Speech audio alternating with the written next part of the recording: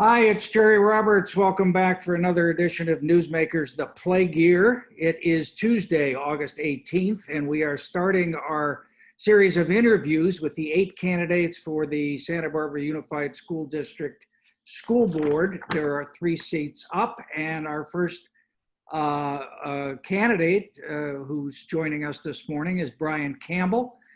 Brian is a realtor in Santa Barbara, recently ran for the city council. Brian, thank you so much for being with us. It's the first day of school. I imagine you've had an interesting morning with your kids. Well, besides trying to get them to wake up on time, yeah. All right, so look, the pay is lousy, the hours are terrible, and somebody's always mad at you. Why in the world would you want to be on the school board? You know, it sounds like most everything else in life, isn't it? Schools have been very, very important to myself and my family for years, ever. First off, I have 2 children that are in the public school system currently, so their education is of the utmost importance to me. And watching what's been going on with the current system, we realize that there are issues that, maybe we need to switch out team members and come up with some fresh ideas in there. I'm from a school teacher family. My father was a public school teacher for almost 50 years back in New York. Both my sisters are public school teachers. It's kind of ingrained in us as far as that goes. Our family company, Village Properties, created the Teachers Fund 20 years ago, which many of the teachers know and many people in town know. Last year, we funded $85,000 that went direct to the schools, to the teachers directly. And we've raised $1.7 million in the last 20 years that has gone directly to the classrooms and the teachers. So education has always been very, very important to us, as evidenced by what we do. For the last 10 years now that my children have been in school, I taught science for almost 7 years in the elementary schools. And we've helped kids read and write, volunteering in classrooms. I was on the PTO board for 5 years, chair of science night for 3 years, constantly volunteering, helping out, wearing the Wildcat Willie mascot outfit. You're representing. Oh, well, and yeah, representing, and that's what we do. And and school is a community, and Santa Barbara is a community. And that's what drew me to Santa Barbara, was the sense of community. And we really perpetuate that through the schools and through education, and trying to perpetuate the community and coming together and working for a common goal. And the children are our future. I mean, if we don't educate the children, if we don't lift them and empower them and teach them that they can strive for their own personal success, whatever it be, whether they, then this world is going to fall apart. Yeah. And we need them. They're the key. Let me ask you, what's one specific thing that you want to do, that you want to accomplish on the school board? One specific, there's a lot. I understand that. Yeah. Just so tell me one. For the children, literacy is absolutely key. And all the years of volunteering in the classroom and being involved with their kids, taking on play dates, and all this other stuff, I've personally witnessed kids all the way up through the 5th and 6th grade that can't read and write with proficiency.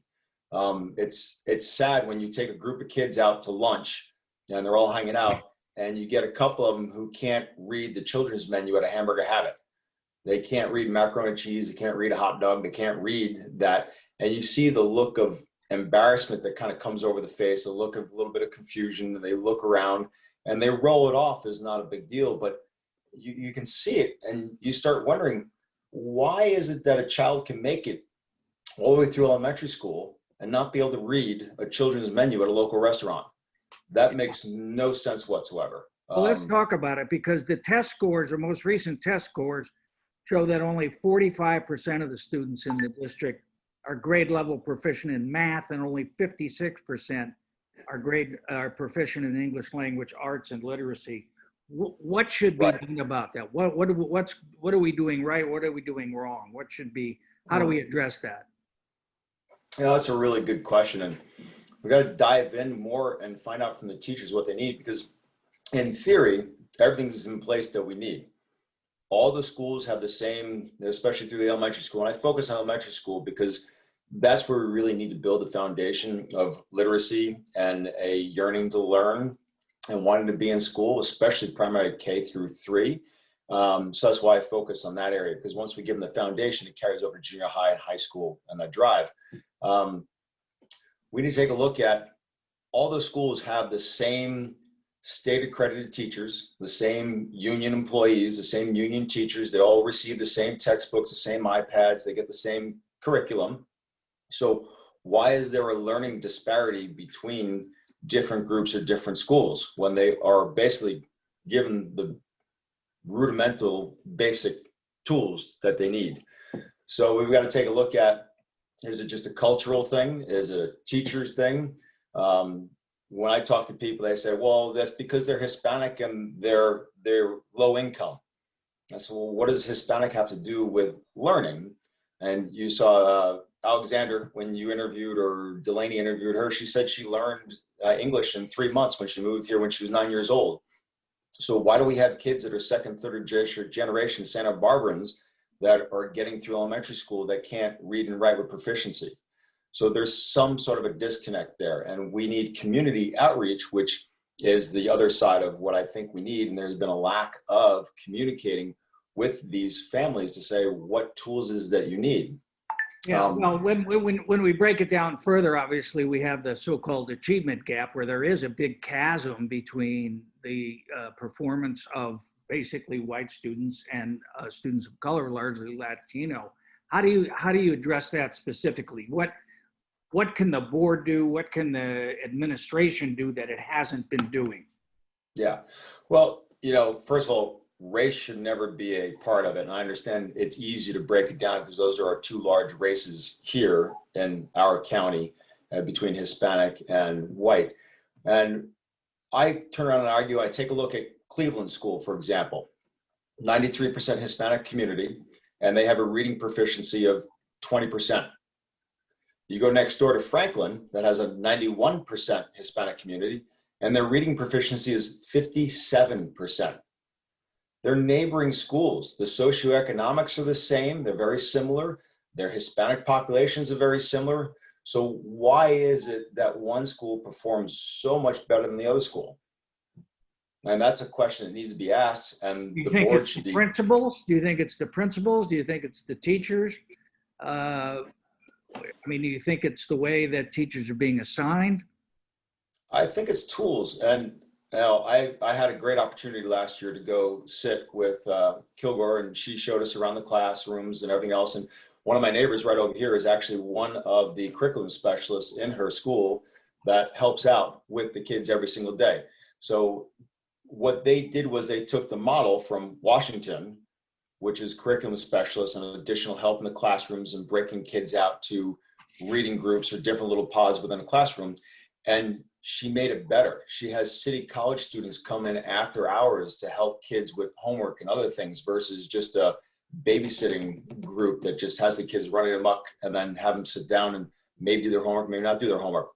She's taken that model and made it a much, much better model. And she's done it with the same budget that Cleveland has. This is Casey Kilgore. Casey Kilgore, yeah. So, and she's done a phenomenal. So over the last 3 years, the test scores there have gone up dramatically. And her school is a complete sense of community. Everybody's happy. The teachers are happy to be there. The shop teacher, the children we talk to and hang out, it's a lovely environment. It's the ideal environment. It's what you want your kids in. So why is it that, again, school, neighboring school, same demographics, has a much different experience for their students than the other schools surrounding her? One of the big issues at the board obviously has been diversity, what's commonly described as equity, equal access across all educational programs and activities. Right. And some parents who are allied as fair education have criticized the board for focusing on that issue to the exclusion or to the detriment of more fundamental traditional learning. Do you agree with that critique generally? I'm not sure I quite understand what the argument as far as equitable education. And as I said, all the children are provided state accredited teachers, all the children are provided iPads and textbooks. So what's not equitable? What is the disparity? I know that schools like Franklin and Cleveland and Adams receive additional LCAT money, additional Title I money. And like, for example, Washington, our school does not get the same funding that other schools do, which puts our 41% Hispanic population at a detriment because they don't receive the same support. So that's not equitable. They're being discriminated against. So that's not inequitable at all whatsoever. So leaving and forcing parents at our elementary school to fill the gap where the government's not helping out.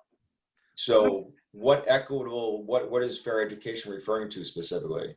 Well, one of the issues is, as you know, that the district has approved a series of contracts with a nonprofit called Just Communities, which provides implicit bias training for teachers and staff, on the theory that, you know, a lot of the learning processes, a lot of the just interactions are based on a cultural inequity and training that.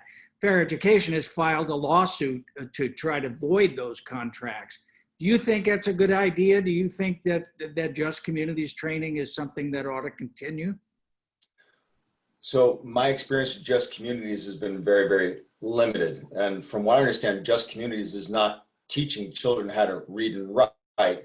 Just Communities is going in and talking about ethnic background and how it's held children back or they've been oppressed by their skin color. It's been very tough because I've tried to, and I've asked Just Communities director, I said, I would love to sit down in one of your classes in a school and listen to what's going on. Just like we were able to do in our elementary schools, we can sit and watch or shadow a class. We can do that in our junior high schools. We can do that in our high school, where a parent can go in and sit down and watch classes in session. And Just Communities said, no, you can't do that because of intellectual property rights. So there's a lack of transparency. They may be doing a great job. They may not be doing a good job. I don't know, but I know that they won't let the parents come and sit and watch, which I think has created a lot of the tension that there is.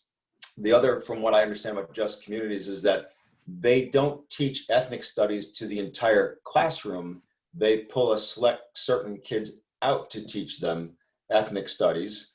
And that's a problem because if we're all supposed to be a melting pot and we're all supposed to work together, we should all be receiving the same awareness education of what's going on and around us. And if there's an issue with our community, then we should all be taught about it versus just a select few children. So that's an issue as well for me, is teach ethnic studies, because America's a melting pot. I mean, I don't want to conflate things, but the district also approved an ethnic studies requirement for graduation for the district, which I think the governor is about to make statewide as well. That is statewide, and that's English 9. I just read the syllabus for that, and they talk about white oppression in the syllabus for English ethnic studies 9 that satisfies the state requirement for ethnic studies. So you think that's a good thing for the district to be doing? I think it's a good idea to teach people about the history of this country and the ethnicities, because this country was founded from Germans, Scots, Swedes, Italians, all over the place that were escaping tyranny and oppression that came over to this country. And yes, this country has learning to do, and a long way. We've come a long way from slavery days and from when women couldn't vote and women's rights. And we still have learning to do. But again, that's why we need to do it together, so we're cultured together. We need to grow and learn together and not be segregated. The other thing with the Just Communities, which I've sat on quite a few of the school board meetings, is I've heard several students talk out about how they were attacked, abused, verbally, physically, otherwise, as a result of the Just Communities training that was given to other students. I don't know exactly the validity or lack of validity, but any program that is in a public school that creates any animosity between any children, whether it's 1, 5, 10 children that has a bad experience, it's not a good program for public education. It needs to be revamped and figured out. Nobody should be getting beat up because of something they may or may not have learned, or something that they taken out of context from a classroom. That's not acceptable. It's like having a political class, and talking about political science and having people standing up and throwing chairs at each other because they don't agree between Democrat and Republican. That's not acceptable whatsoever. You'd have to change the format of that class. So since there are negative experiences that are coming out of just communities and a lack of transparency amongst all of these, there's a big issue where I totally understand people's concerns. And again, like I said, they may be doing a great job. They may not be doing a great job. All right. So would you on the board push to make their teaching materials transparent, to make them available to the community? Yes, because here's the other deal is, for example, at Washington Elementary, we hired curriculum specialists to help out in the classroom, just like what Casey Kilgore has. We did it many, many years ago, over a decade ago. We've been doing it for a long time. And the district came in and said, if you're going to have anybody in the classroom around the students, they need to be licensed, accredited, and union employees. You can't just hire retired school teachers or other people that are not part of the union who are going to be around the children. Here we have, years later, we have these nonprofits. They're not licensed, they're not accredited, and they're not union employees, which the district said they have to be in order to be in there educating and teaching and being around our children. So why does the district have this double standard when it comes to these nonprofits versus a school like Washington who's trying to help our kids because we don't get the funding that Franklin gets or Cleveland gets or Adams gets? So yeah, I believe that we need to turn around and rework it and make sure that people who are with their kids have accountability and that they are licensed and accredited people and that there is transparency so parents know what their children are being taught and what's going on in the classroom. And it's a public school. It's not a private school. This is public school. So before we started, you were talking a little bit about how you had to set your kids up with their tech this morning, and it's the first day of school. Now, the board had discussed a range of options for going back, distance learning, face-to-face, a hybrid, but the governor, said, no, you can't go back to school. As a policy matter, do you think the state government should have that power, or should that decision have been left to local districts? You know, it should be on a local level. That's one of the things we talk about in real estate is everything's local. Neighborhoods are local, towns, communities, cities, counties are all local. Santa Barbara South County has a much different COVID positivity rate than Santa Maria North County does. We have a much different count and different rate than Napa Valley has. So I think that things should be judged based upon a local area. Absolutely 100%. Versus just making a blanket statement that applies to every single person throughout the entire state. So would you have supported on the South Coast in our unified school district going back to classrooms, given the data that we have about the pandemic right now? Well, with proper safety precautions. So here's the problem with America, not the federal government per se, but on each state level and each county level. For example, there is no consistency anywhere when it comes to COVID. For example, if you go out to Albertsons out in Goleta, you have to bring your own shopping bags in, or they charge you for shopping bags. Okay, it used to be you can't bring your own bags in because of COVID and whatnot. Here, down in the Mesa or downtown Ralph's, you're not allowed to bring your bags in. Here it is, we're a few miles apart and we have completely different procedures in place. If you turn around and you open up schools and you required the week or so before school opened, you give every student and every teacher a COVID test. Comes back negative, great. Comes back positive, okay, you're removed from the equation, you're gonna stay home. Then every day that a children shows up, if you turn around and you check them at the front gate and back gate, and what I mean by check, and other countries do this, and other places around the world as well, is anytime you enter any establishment, they take your temperature, they make you hand sanitize, they ensure that you're wearing a mask. If you don't have one, they give you one there.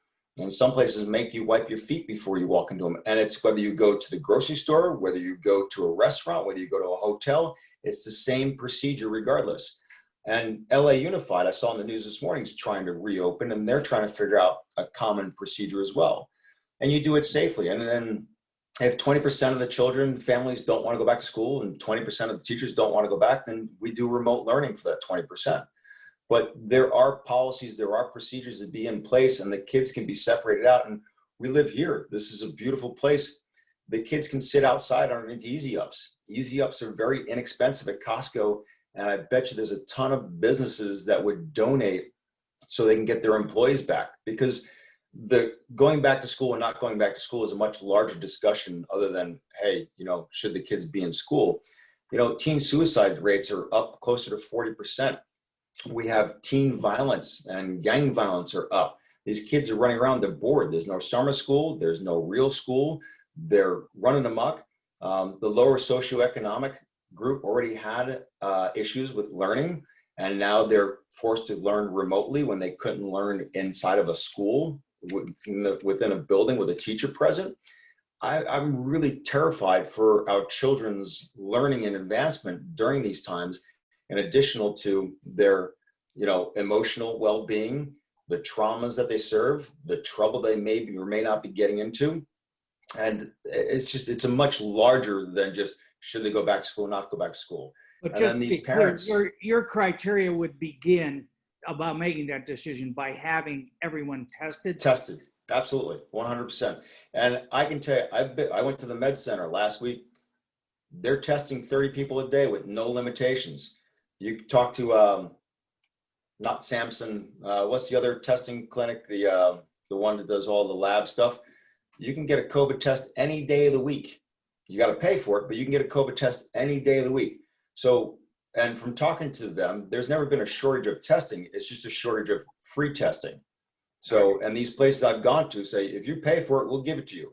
How would you rate the district's preparation for distance learning, given, stipulate that they made that decision or that the decision was made for them? How do you think that's worked compared to how it was in the spring when it was sort of more of an emergency hurry? Well, we're an hour and a half, 2 hours into the first day of school, and we've already had several crashes. It's to be expected. This is somewhat new. They've had several months to prepare, so I think things so far seem to be going relatively smoothly as far as the technology side of things. The spring, it was wreaked havoc. Private schools did much better reacting to it than public schools, but public schools, it's not just up to the teachers. It's a big, huge policy and everything else has to be enacted out, a much larger group to get organized and moving. So time will tell as far as how prepared the teachers are. But I can tell you right now from this COVID, for example, I don't know anybody with COVID. I don't know anybody that has died of COVID, but I know of 5 people now who have committed suicide because of COVID. So you take a look at what's going on and the impacts that are on our children and our youth, the 18 to 24-year-olds, as well as the parents not being able to go to work and provide a roof over their head or to turn around and put food on the table because they have to go to work, like, again, in the lower socioeconomic. Both parents are working 1, 2 jobs each. They can't sit at home with their children. And I know quite a few people within our industry who are gardeners, groundkeepers, maids, otherwise. Their kids have been going to work with them since last March. And now their kids have to stay home alone and get onto Zoom calls without them around on a regular basis. I find that very, very hard and very, very troubling. And if they have to choose between leaving their kids at home or taking them, then is somebody going to call child services on them because they left their 2nd grader, 3rd grader home alone? It's a huge, huge issue. We just got a couple of minutes. Let me just ask you a couple of financial questions about the budget. There have been a couple controversies. There's a big deficit in the food service program. There's big cost overruns at Peabody Stadium, and the district backed a big bond issue to buy the armory, which sits vacant. How would you assess the board's kind of oversight of fiscal issues? Have to go through, like with any budget, you got to go through it line by line and take a look at the cost benefit analysis of everything that's been spent. As a parent, and I take a look at the amount of money that has been spent on the high school stadium and the amount of money that's been spent on the armory that apparently has no stated purpose at this point in time. I look at for example, my local elementary school and La Colina Junior High, but I'll talk about the local elementary school with peeling paint, dry rot, deferred maintenance, fences that have jagged edges on them, termite droppings dropping into the kids' backpacks and their lunch bags that are sitting out there in front, black mold in a classroom last year. And our son was having respiratory issues, and we asked the district, said, will you please test a classroom? And they resisted. We tried to bring in our own mold, licensed mold guy, because for our industry, we work with mold people all the time. And the district showed up that day and turned us away and said, you cannot come in and test the air quality in this public classroom. So it's a public classroom. My child's here. We've seen 4 doctors so far for his respiratory issues with no avail. There's black mold 1 building over. We want the air quality test. They said, okay, we'll test the air quality. But the guidelines that they followed do not follow the industry guidelines for testing the mold. Open air, regular air, they're supposed to keep the place closed up. They didn't do that. So, but then we have tens of millions of dollars being spent on stadiums and being spent on land in downtown with no stated purpose, yet they can't clean up our school grounds. So does it make sense to me? No, it doesn't make any sense to me whatsoever. So especially when we're talking about the health and safety of our children, which is, I started my city council run based upon health and safety of our children because our campus is wide open. There are people living in their cars right out in front of the school, throwing bottles and everything else. The gate is sometimes locked, not locked, that's down there. They're coming onto the campus. We have a huge issue that's going on, and the school hasn't been addressing it. So, yeah. All right, real quick, there's 8 candidates for 3 seats and 3 incumbents who, did not actually have to run last time are seeking a new term. What grade would you give the board over the last couple of years, and specifically the 3 who are running? What's our average literacy rate? 56%. All right, well, then let's call that their grade. Okay. I think that educators, I think the school board should be judged based upon the performance and education of their children. So with that being that, I would give, and the way I look at the school board is it's a team approach in raising children. And that's what we talk about with the families. And as with all sports teams, as a game progresses, is sometimes you have to switch out the quarterback, or sometimes you have to switch out the pitcher, or you switch out other players in and out, or there's an injury. There's nothing wrong with it. We all have the same goal, which is to educate our children, make them proficient, and enable them to grow and achieve and succeed in life. So this way they don't go from school to prison, has been the big talk, as I found out. That's very much a big concern for a lot of people. So there's nothing wrong with the team. When we take a look at the system, the way it's currently working is not working. So we just need to switch out some players. So, and I have 2 children that are in the public system. I've been actively involved in the classrooms and our schools for over 9 years. And I don't think too many other board members have that kind of a background. All right. Thank you very much, Brian. If people want to know more about your campaign, you got a website, or how should they find out? Yeah, good question. So we're still setting everything up, but I have an email, which is brian4schoolboard@gmail.com. That's BRIAN, the number 4 at schoolboard@gmail.com. And the website, once I get a page up and running, will be brian4schoolboard.com. All right, Brian Campbell, candidate for school board. Thank you very much for taking the time on the first day of school to talk with us, and we'll see you. We'll see you probably by distance. I'm not sure. I was going to say I'll see you on the campaign trail, but I don't know if we're going to do that. All right, man. Yeah. Thanks very much. Take care. Thanks, Jerry. You too. Thanks for your time.